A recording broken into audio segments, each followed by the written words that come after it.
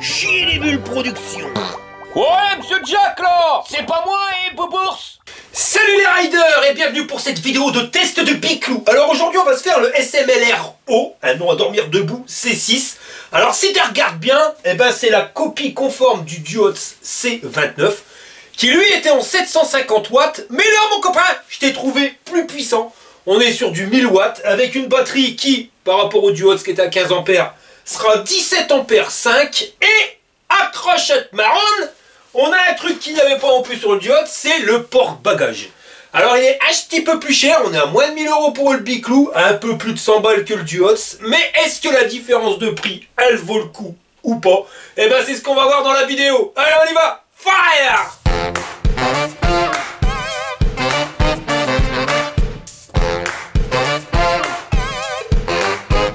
Alors voilà le colis tel que tu le reçois. Avec un star, mais je vais pas te mentir, ça a été livré par UPS et maintenant malheureusement ça devient une habitude. Quand on regarde bien, on dirait que c'est la béquille qui dépasse. J'espère qu'il manque pas le pied de béquille, parce qu'on dirait qu'il manque un truc là. Et voilà comment que c'était que c'est emballé à l'intérieur. On sait pas où top moumoutin. Là ici t'as pas de mousse pour intercaler, donc ça berloque ma tante Charlotte. À l'avant t'ont mis un truc, mais c'est du plastique gonflable donc bof. Et puis entre les éléments, ils t'ont mis la mousse pour éviter que ça griffe. Mais on n'est pas au meilleur des emballages. Puis t'as vu, je te l'avais dit que ça c'était la béquille et qu'il manquait un morceau. Bon ça va, il manque pas, il est dans le carton.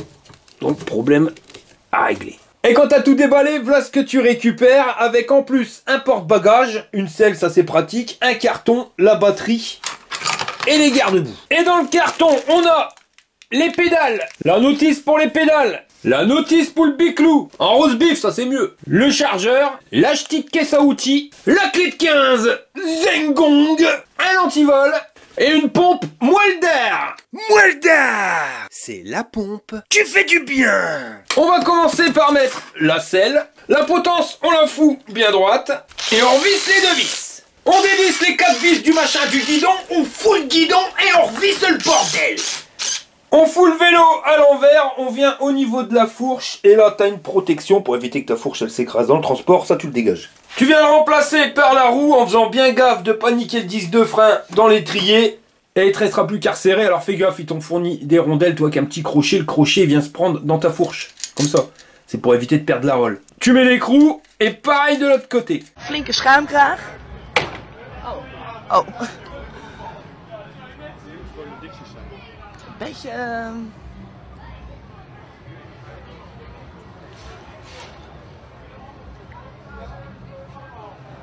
This isn't a urinal, is it? I think it is, man.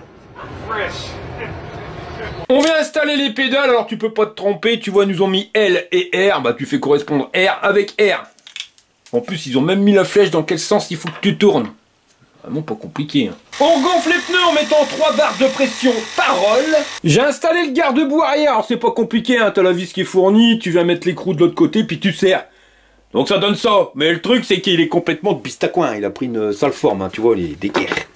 Il va falloir redresser. On va se servir d'un décapeur thermique, on va chauffer le bordel et puis on va le remettre comme on peut. Alors c'est pas encore le top, mais c'est déjà mieux, ça fait au moins garde-boue. Moi, un petit peu, parce que ça c'est du bras qui berloque. J'ai installé le porte-bagages, alors de loin ça fait bien, mais de près c'est pas le top. Alors t'as une patte de fixation ici, pareil de l'autre côté. Ils en ont mis une ici aussi, puis c'est un machin, tu vois, voilà, c'est du standard, c'est pas forcément fait pour le vélo. Mais il manquait une vis sur les deux, j'ai dû bricoler un système. Clairement, je crois que c'est le même fabricant que les garde-boue, c'est la marque de Brin. En tout cas, je m'asserrai pas là-dessus, parce que le bordel il va plier. Et à l'avant, j'ai installé le truc qui fait office de garde-boue. Alors pareil, hein, c'est juste avec une vis et tu viens prendre le phare en même temps. Et quand tu as installé la batterie, bah ça te donne un truc comme ça.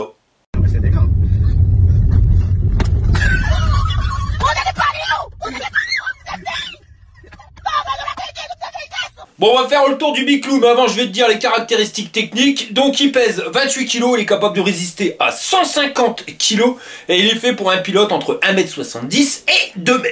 La selle en position basse elle a 85 cm du sol et 1m01 en position haute. Le guidon il est pas réglable en hauteur ni en inclinaison et il se trouve à 98 cm du sol. Et pour le lever de guibole, c'est pour grimper dessus. Le porte-bagages, il a 75 cm. Et ici, on est à 76 cm du sol. L'axe du pédalier, il est à 29 cm et l'axe du pédalier à l'axe de la pédale, 17 cm et demi. Bon bah maintenant on va faire le tour du biclou. Alors c'est un cadre en aluminium avec des belles et grosses soudures comme on aime bien. C'est pas des tubes ronds, tu vois, c'est des tubes un peu triangulaires, on va dire. Et ici, ouais, c'est pas triangulaire, mais enfin c'est tout sauf rond. Grosse soudure ici, à l'axe de pédalier pareil. Et au niveau du bras, c'est la même chose. Alors par contre, comme tu as pu le voir, il n'y a aucune suspension, cadre non suspendu. Et pareil pour le tube de selle, c'est pas amorti. Par contre, le tube de selle, comme tu peux le voir, c'est le truc qu'on aime bien. Accroché dessus, une bonne grosse selle, alors elle est bien large. Et au niveau rembourrage, molletonné, l'épaisseur triple, hein, comme tu peux le voir. Avec en plus de beaux coussins d'amortissement. Donc ça, normalement, ça fait pas mal au cul.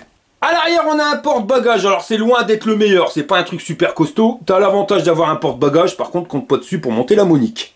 En dessous, le garde-boue aide-brin. Ah, pas d'autre mot.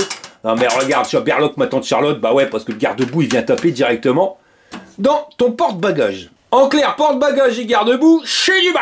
On arrive sur des jantes à rayons. Mais avant, t'as vu, il y a des pneus. Eh ben, c'est les pneus Kenda. Alors, c'est pas forcément des pneus pour aller dans le brin. Parce que les crampons, ils sont pas super prononcé, on va dire tout chemin au maximum.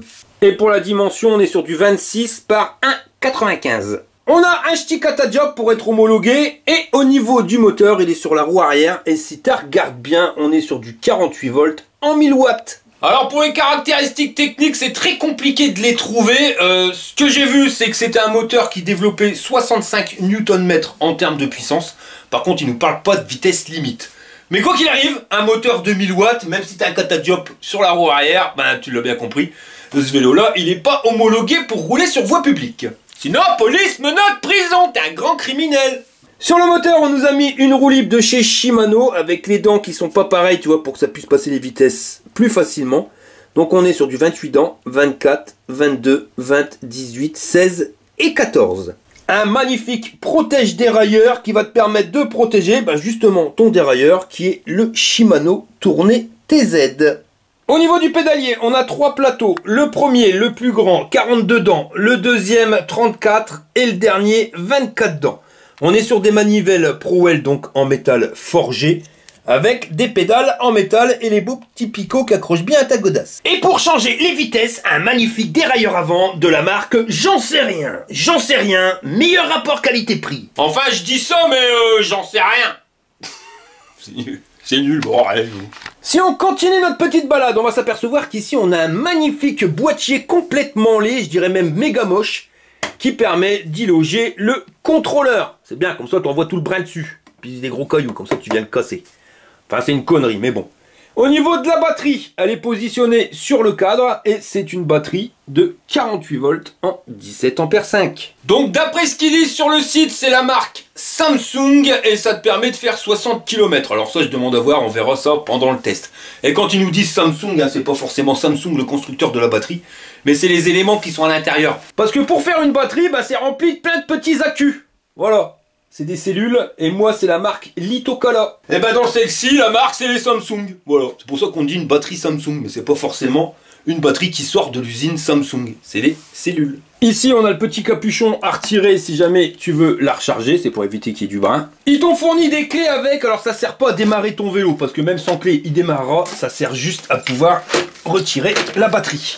Ça c'est pratique, surtout si tu dois stocker ton vélo l'hiver là où ça caille, parce que les batteries ça aime pas le froid, donc au moins tu peux le mettre au chaud. Et puis si tu as envie de recharger ta batterie chez toi, et que tu habites en appartement, et que ton vélo il est dans le local à vélo, ça t'évite de sortir une rallonge pour descendre jusqu'en bas. Au moins tu peux le faire chez toi. Et au niveau de la batterie, t'as un témoin de batterie, t'appuies dessus et tu sais exactement à combien t'en es. Toi, 4 diodes. Quand tu le retournes, tu vois que le courant il part d'ici. Et sur le vélo, il vient se rattraper directement sur les broches qui sont là. Et pour remettre, y a rien de plus simple, tu l'encliques et après tu viens le fermer pour pas qu'on te le vole. Pendant qu'on a retourné le vélo, on va regarder tout de suite ce qui se passe ici. Donc là on a une magnifique béquille. Alors par contre tu vois c'est un truc standard, pareil que pour le porte-bagages. Tu vois bien que c'est un machin qui est serré en version étau dessus. Bon après le principal c'est que ça fasse béquille.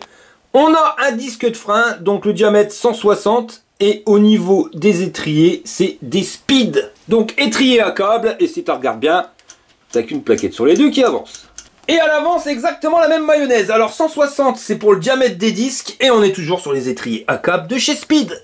J'ai à nouveau retourné le vélo et on continue. Donc là, on a une magnifique fourche à suspension qui est bloquable et réglable en fonction de comment c'est que tu auras tourné la molette. Alors on va regarder ce que ça donne.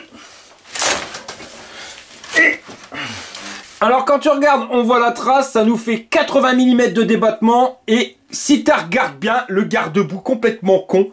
Voilà, quand tu claques le... il vient se bloquer dedans. J'ai vraiment du bras le garde-boue. Voilà, en plus je suis à Verloc. Et pour revenir sur la fourche, les diamètres des tubes, c'est du 30. On descend, on arrive sur nos jantes à rayon en 26 pouces, toujours avec les pneus Kenda. Et si on remonte, eh ben on voit qu'ils nous ont installé une magnifique lumière avec 2 modules LED. Je dirais un peu E.T. téléphone maison. On arrive sur un guidon donc bien droit de 67 cm d'un bout à l'autre. Au niveau des poignées, on est sur du caoutchouc qui est mi-trop dur, mi-trop mou, tu vois, l'intermédiaire. Avec le système pour pas casser ton poignet. Le problème c'est que c'est pas super bien collé. À côté, la poignée d'accélérateur qui va bien. Pour les freins, bah, tu peux freiner avec ta main complète. Et au niveau du changement de vitesse, on est sur le Shimano SIS. Alors soit tu appuies, soit tu poses. Le display, on est sur le M5. Alors j'ai déjà fait un tuto là-dessus. Là, on a les boutons, plus, moins, et puis pour valider. Là, le levier de vitesse Shimano pour le dérailleur avant. Ici, pour la lumière et le klaxon. Et toujours notre poignet, moitié mou, moitié dur. Anti-cassement de poignet, qui n'est pas collé. Du bas.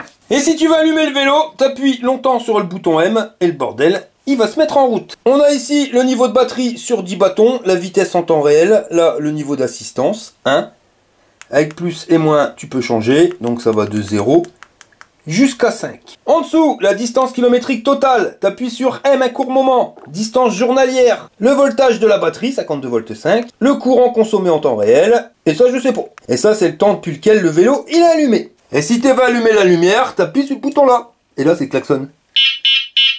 Et la lumière, elle flash quelque chose de pépère. Alors, ça éclaire vachement loin, mais ça éclaire aussi l'avant de ta roue. Et ça, c'est une bonne chose. Par contre, lumière arrière, cherche après. Et ça, c'est une pure connerie. Alors, pas de panique, hein, ça vaut 2 balles à action. Je dirais même 1 € le système qui se met sur le tube de sel. Mais comme t'as un porte-bagages, là, il peut servir à quelque chose. Prends un système qui coûte 2 ou 3 balles et que tu viens fixer directement sur le porte-bagages. C'est mieux, parce que quand tu veux descendre ton tube de sel, c'est pas évident quand t'as la lumière qui est mise dessus. Quand elle est sur le porte-bagages, à la limite on s'en fout. On va recharger notre batterie. Alors on a un cordon qui va de la prise de courant à ton chargeur qui fait 1,10 m. Et de ton chargeur à ta batterie, on a 1 mètre. Le chargeur qui est un peu léger, avec un système de ventilateur, donc il est ventilé. Et pour les caractéristiques techniques, on est sur du 54 volts 6 en 2 ampères. Donc compte quand même 9 heures pour recharger la batterie complètement. T'as branché tous les câbles là, Monique? Oh oui, mon Jean-Claude. Alors accroche-toi à te marronne, je vais appuyer sur le pitonio. C'est l'heure du test. Bon allez, nous voilà partis pour les tests de ce C6 SMLR. Je sais plus le nom, un nom à dormir. Mais ouais, et là je pédale pas, juste à la poignée d'accélérateur. Et tu vois que le bordel il grimpe et il se permet même d'accélérer dans la côte. Donc la puissance du moteur validée, ma copain, il n'y a pas de problème là-dessus. Freiner. On va se mettre en assistance 1 et on va tester ça pour voir les niveaux d'assistance. Donc en 1, je suis à 17 km/h. Je passe en 2, tu sens quand même que le truc il te tire, même bien. Et là on arrive tout de suite à une vitesse pas homologuée PTT, 28 km/h. En 3, et ça sac quand même, tu sens que le bordel il tire. 38 à l'heure. Et en 5, en 4, encore en 5, alors que je suis à 41-42 km/h. Et je vais le mettre en 5. Le bordel il monte à, ouais tu stagnes, on va dire 45 km/h pour la vitesse max. Le display, alors ça c'est les displays finalement pas en couleur, le truc à la con. Bah rien de mieux parce que soleil ou pas soleil, tu vois toujours aussi bien. Et ça finalement c'est les meilleurs displays que tu puisses avoir. On va essayer le dérailleur. Alors le dérailleur avant ça passe nickel chrome. Là quand tu passes un dodane, tu sens que la fourche à l'amorti, c'est pas la meilleure des fourches mais ça passe. Et en termes de cadence de pédalage, voilà ce que ça donne à 45. bon freinage, j'étais à la limite là. Là j'ai fait un don de pneus à la route. Alors quand tu es sur du billard, bon bah tu le sens pas trop. Par contre quand tu arrives là dans les trous puis les bosses, tu sens quand même qu'il y a un manquant au niveau du cadre, hein. Cadre pas suspendu. La moindre des choses, ça aurait été mettre au moins un tube de sel à suspension sur ce type de vélo là. La fourche, bah, c'est clair, donc c'est pas la meilleure des fourches. Ça amortit, mais ça amortit pas non plus top du top. Là, je suis uniquement à l'accélérateur. Ça grimpe bien. Et on est à monter à 20 km/h. Là, on voit qu'on est retombé sur du plat. On est à 29-30. Et là, on va remonter une cote de la mort. Donc, on va voir ce que ça donne en termes de puissance moteur. Sans lui donner de coup de main. Hein, parce que là, on est sur du bien raide.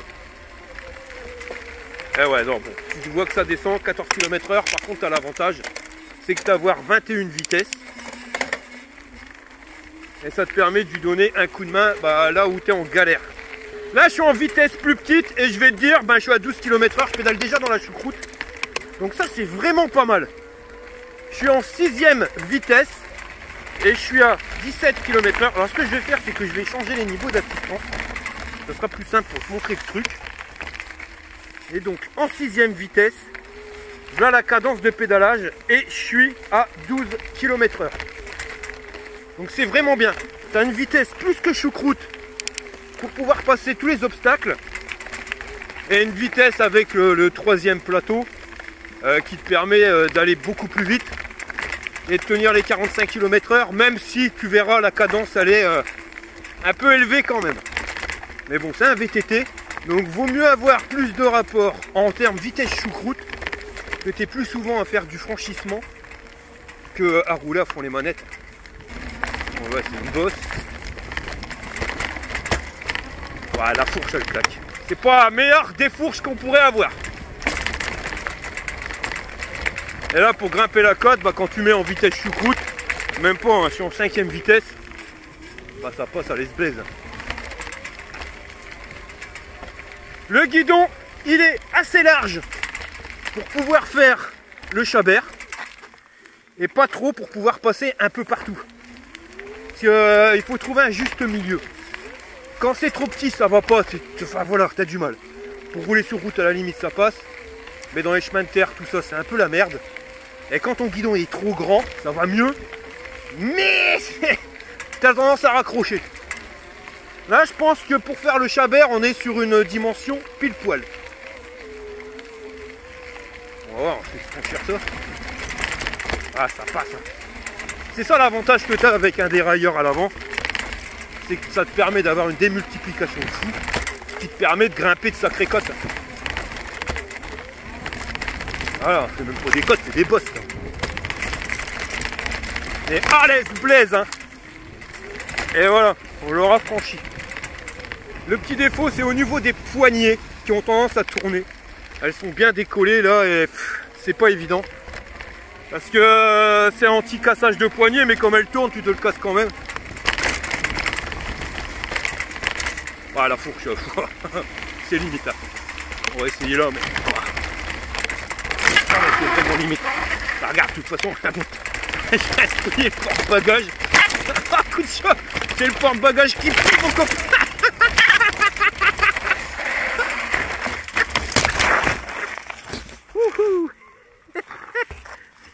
Bah merci aux protections. C'est pratique quand même. Et bien content d'avoir mis mes genoux hier. Donc ouais, la fourche, non, ça va pas. C'est pas fait pour aller à l'extrême. Attention, hein, ça suspend bien, j'ai pas dit le contraire. Mais pas à l'extrême non plus. Bon, on va essayer la côte de la mort. Donc essayer d'arriver à la bonne vitesse. Ça c'est pareil, on m'a demandé pour faire les réglages, mais c'est pas forcément évident de trouver la bonne vitesse. Et là, non. Là, ça passe pas. Là, ça bloque, tu vois. Je dirais même qu'on a été moins loin que certains vélos. Bon, on va envoyer la sauce, on va voir ce que ça donne. Alors, au niveau du cadre, ouais, bah, je vais pas revenir là-dessus, mais c'est vraiment manquant. Là, on est à 51. Tenez un peu quand même. Parce que bon, on va refroidir un peu la dernière fois. Et là, tu sens que bah, la fourche, elle amortit pas assez. Et que le cadre, ouais, le cadre, c'est pas, c'est sûr. Et avec des petits pneus, ça berloque trop ma tante Charlotte.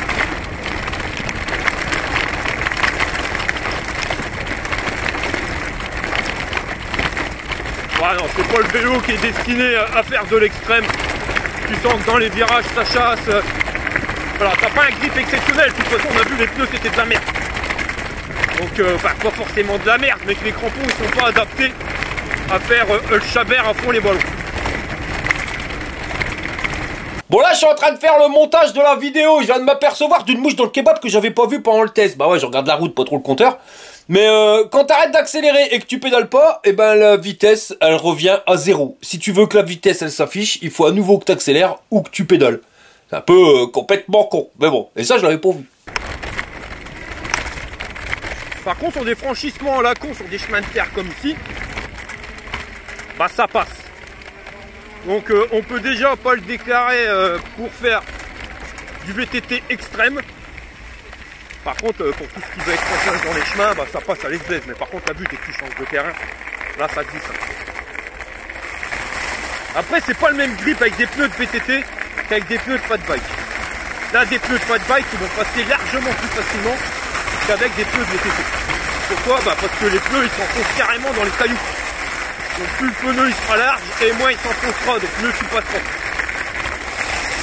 Par contre fat bike, à partir du moment où tu as essayé une fois un fat bike, bah t'as plus envie d'essayer autre chose. C'est clair et net. Il fait sec et on n'a pas une big d'eau, donc on pourra pas tester les garde-boue. Mais je peux te le dire direct pour les avoir essayés sur d'autres vélos, c'est de la merde.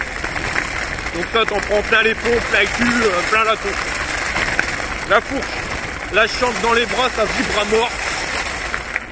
Donc ouais, t'es vite arrivé à ses limites à la fourche. Le cadre il est rigide, trop rigide pour rouler dans les chemins comme ça. Mais bon, c'est pas un défaut. Je te dis, tu rajoutes un tube de sel à suspension, ça ira nickel. Mais tu sens que le cadre il fléchit pas. Donc c'est du costaud, pas un truc qui vrille. Le moteur 1000 watts c'est quand même pas une mauvaise chose. Ça te permet quand même de passer à l'esblesse partout. Même si là, tu vois, je suis obligé de lui donner un coup de main, mais c'est pas grave, il y a la vitesse choucroute. Donc je suis à 14 km/h et voilà la cadence. En étant en 6ème vitesse.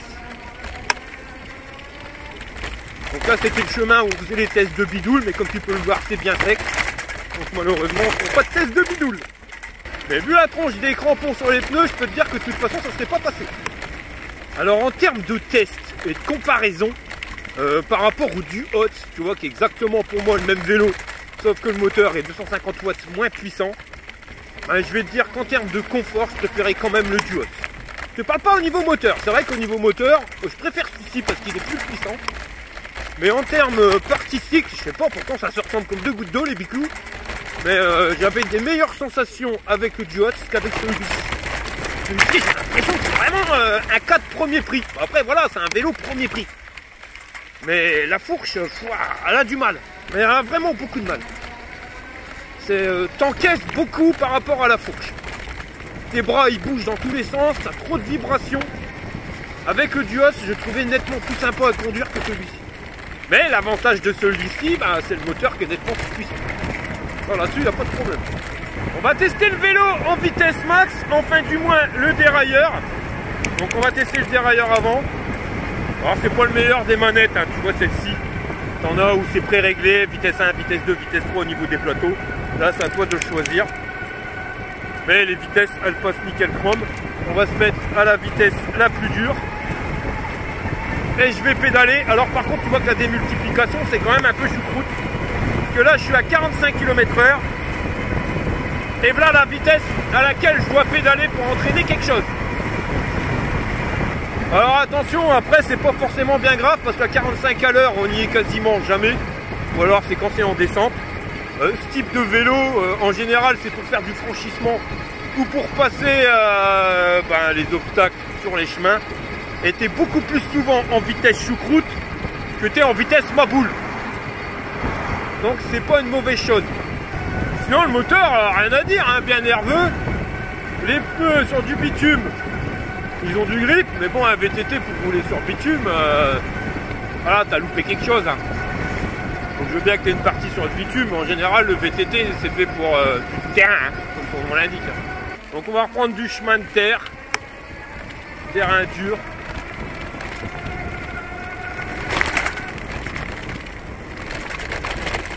Ouais, c'est bizarre ce fourche. Je te jure, c'est pas au top. Mais je dis pas, elle est rigide. Hein. Quand tu tournes, il n'y a pas de latence, que ça tombe tout de suite. Il y en a, elles sont carrément dangereuses. Hein. Je dis pas qu'elle est dangereuse, mais c'est au niveau confort. C'est pas gégène, quoi. C'est vraiment une fourche, ALC, les fourches à la con. Et c'est pas confortable. C'est mieux que rien, mais on aurait pu s'attendre à un petit peu mieux. Après, pour un vélo premier prix, voilà, ça c'est clair. Quand tu sais qu'une bonne fourche type moto pneumatique, ça vaut bientôt le prix du vélo que t'as là. Ah, tu vois, il n'y a pas de miracle, hein, t'en as pour ton argent. S'il y a des vélos qui coûtent 2500 balles, c'est qu'il y a une raison. Et l'une des raisons que ce vélo il est pas trop cher, c'est que la fourche, elle est pas forcément au top. Voilà.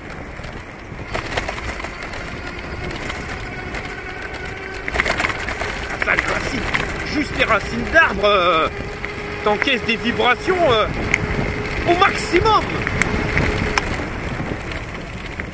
Ouais, choisir entre le Duotz et celui-ci, bah, je choisis le Duotz. Même si celui-ci a un meilleur moteur. Mais là, ça fait pas 10 km et je commence à plus avoir de poignée à force d'encaisser les vibrations. Système de poignée là qui tourne tout seul, ah, ça te casse aussi le poignet. Non, c'est pas terrible. Par contre, tout l'avantage de ce vélo-là, c'est le franchissement. Tu vois, tu peux en vitesse choucroute. Ça, voilà, regarde. Hop, hop, hop, juste en pédalant, tu y arrives. Par contre, t'entends le bruit quand t'arrives. C'est parce que ta fourche, elle vient claquer et t'as le garde-boue qui se prend dans la boîte du contrôleur. Là, je suis toujours en assistance 5, donc accélération comme un goré. En termes de batterie, j'ai perdu 3 bâtons sur 10, 30%. Et je suis arrivé à 10 km. Donc il me reste encore 2-3 km à faire à cette cadence-là. Et après, on reviendra à 25 pour être équitable avec les autres tests. Bon, on est à 12 km 5. Fait à fond les ballons. Maintenant on va revenir en assistance pour rouler à 25 km/h, mettre tout le monde sur le même piédestal. Et puis moi je vais continuer mes petits tests pour voir l'autonomie finale. Donc quand j'accélère, j'ai bouffé 3 bâtons de batterie. Et quand je lâche, par contre, il revient quasiment à fond. Il y a même 4 bâtons de batterie de bouffés. Donc je fais les tests d'autonomie et on se retrouve à la maison pour un débriefing.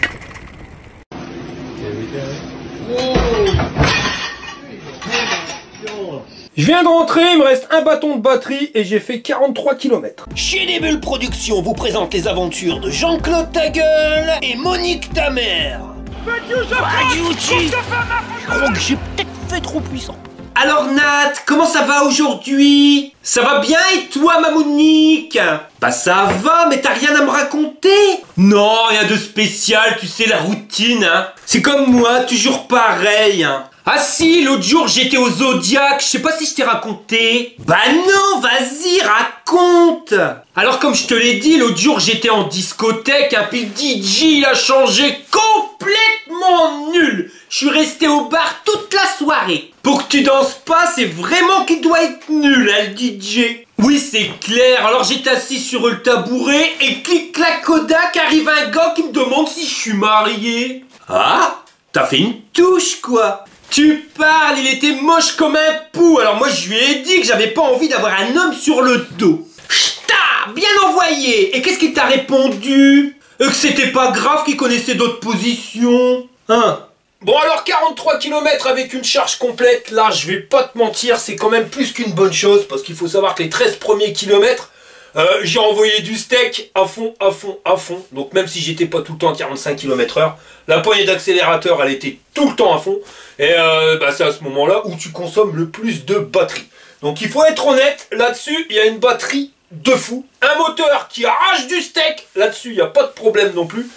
Le souci, ça reste la fourche. Le cadre en lui-même tout est bon, mais vraiment le souci que j'ai trouvé sur ce vélo là, c'est la fourche. Ce qui fait que pour un VTT, tu vas pas l'utiliser en version VTT. Alors moi ce que j'appelle version VTT, c'est vélo tout-terrain à fond les ballons.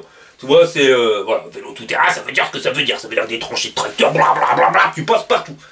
Je le mettrais plus dans la catégorie vélo tout chemin. Voilà, tu vas pouvoir passer dans les chemins de terre, dans les gravillons, dans les cailloux, on l'a vu, ça passe. Mais faut pas non plus lui en demander trop, tu vois, c'est pas avec ça que tu vas faire des tests extrêmes. Après, on est sur un vélo premier prix. Il faut pas se leurrer, hein, pour moins de 1000 balles, avoir une batterie de 17 ampères 5 en 48 volts, un moteur de 1000 watts, bah, t'es pas allé te gratter pour trouver moins cher ailleurs, hein, je te garantis. Mais c'est vrai que le petit défaut, ça reste quand même cette fourche à suspension qui t'empêche d'exploiter à fond les capacités du vélo parce que tu vois que le moteur, il envoie du steak.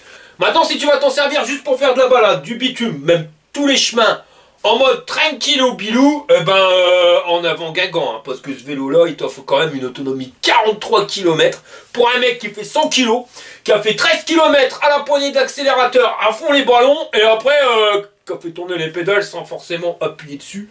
Donc si tu appuies sur les pédales, tu auras sans problème 60 km avec cette batterie-là, qui est une batterie Samsung. Et avant de passer à la notation, je tenais à parler du display qui par rapport au Duot C029, quand même une catégorie supérieure et qui permet surtout d'avoir des meilleurs démarrages. Alors tu as déjà un meilleur moteur certes, mais tu sens que voilà, le contrôleur il t'envoie plus le steak. Donc cette version là, en termes d'accélération au démarrage, est nettement mieux que le Duot. Bon allez José, on compte sur toi, vas-y, t'arraches tout. Allez José. Oui, allez José. On va passer au système de notation. Alors, niveau biclou, le cadre en lui-même, c'est costaud, quelque chose de pépère, tu peux y aller, ça bougera pas. Le truc qui me dérange là-dessus, ça va être la fourche, que je trouve qui est pas terrible, donc dans le temps, je sais pas ce que ça va donner. Et puis la connerie, idée complètement con, de m'avoir foutu le boîtier étanche là avec le contrôleur dedans, juste derrière la roue. Tu vas balancer automatiquement des cailloux dedans et voilà, c'est pas forcément gégène. Et pareil, ce système de batterie qu'on vient fixer sur le cadre, je trouve pas ça top. Et dans le temps, on sait pas trop ce que ça donne, ça peut peut-être avoir du jeu. Ben voilà. Donc rien que pour ça, je vais lui mettre 6 burnes sur 10. Le Duot, j'avais mis 7, mais parce que j'avais plus confiance en la fourche. Là, je te dis, j'ai mis des réserves, donc 6 sur 10, c'est bien. Au niveau confort, bon, on va parler de ce qui va pas bien. On a un cadre qui est pas suspendu et il manque le tube de selle à suspension. Donc ça, tu rajoutes 30 balles et tu seras bien. Par contre, la selle, elle fait absolument pas mal au cul. La fourche. Là, voilà, on a une fourche qui est vraiment loin d'être top du top. C'est vraiment l'une des plus pourries des fourches à suspension que j'ai pu tester. Par contre, soyons honnêtes, on a un guidon qui est bien large, qui permet une bonne conduite. Un display qui se voit bien, même quand il y a du soleil qui tape dessus. La poignée d'accélérateur qui réagit bien. Il faut pas 15 jours pour que le bordel y démarre. Enfin voilà. Une batterie de 17 ampères 5 en 48 volts, ce qui te permet d'avoir 43 km d'autonomie. Donc il y a du point négatif, mais tu as aussi du point positif. Et puis je te dis, une batterie de 17 ampères 5 en 48 volts, le truc il coûte quand même assez cher. Donc rien que pour ça, je vais lui mettre 6 burnes sur 10 en termes de confort. Et un truc aussi, c'est que tu as un dérailleur à l'arrière, mais tu as aussi le dérailleur à l'avant. Et sur des vélos qui des fois valent une blinde, tu ne l'as même pas. Et j'estime que sur un VTT, quand tu veux faire du franchissement, avoir le dérailleur à l'avant, c'est pas un luxe. Donc c'est pour ça, c'est 6 burnes sur 10, il les a pas volés. Et je dirais même qu'il effleure le 7 burnes sur 10. En termes de puissance moteur, là-dessus j'ai rien à dire, hein, beaucoup plus puissant que le Duot, surtout au démarrage. Donc le Duos, on lui avait mis 4 burnes sur 10, là on va lui mettre à l'aise Blaze 5 burnes sur 10. En termes d'autonomie, on avait dit tu fais 7 km, t'as un burnes, là on a fait 43 km, donc ça nous amène à 6 burnes sur 10. On va parler rapport qualité-prix. Alors là on est sur un vélo qui fait moins de 1000 balles, tu vois. Une batterie de 48 volts en 17 ampères 5, un moteur de 1000 watts, voilà, ça y est, le budget il est torché. Parce que rien que ça, ça vaut une blinde. Je te mets au défi d'aller en France et de trouver un vélo qui va te donner 43 km d'autonomie, en ayant fait 13 km à 45 km/h à fond les ballons, tu vois, sans hésiter, gros goré, et le reste du temps à avoir fait pédaler sans appuyer sur les pédales, juste les faire tourner. Si tu trouves ça à moins de 1000 balles en France, j'arrête et je me fais moins de trappiste. Voilà, et le dimanche matin, je vais vendre des bières à l'abbaye. Je vous garantis, parce que on est quand même sur quelque chose de lourd. C'est vraiment dommage pour le système de fourche qui va t'empêcher de faire du VTT pur. On a un porte-bagages, certes les garde-boue c'est du brin, mais il est quand même bien équipé, hein, tu vois. Vaut mieux avoir une grosse bonne batterie, un bon moteur, et puis des garde-boue pourris que l'inverse. Parce que les garde-boue pourris, pour 20 balles tu vas les trouver sur Amazon, le tube de sel pour 30 balles tu vas le trouver pareil sur AliExpress. Allez, pour moins de 100 balles t'as équipé ton vélo quelque chose de pépère. Et tu gardes surtout la bonne base qui est le moteur. Donc en termes de rapport qualité-prix, ouais, les yeux fermés, je vais lui mettre 8 gigantes sur 10. On avait mis la même note au Duots, qui avait une fourche qui était un peu mieux, mais il n'y avait pas le porte-bagages. Et le display, il est mieux sur ce modèle-ci. Donc voilà les gars, on arrive à la fin de cette vidéo, j'espère que ça vous a plu. Si c'est le cas, estimez des pouces en l'air. Si t'es pas abonné, tu t'abonnes. Et je vous dis à la prochaine pour une prochaine vidéo. Allez!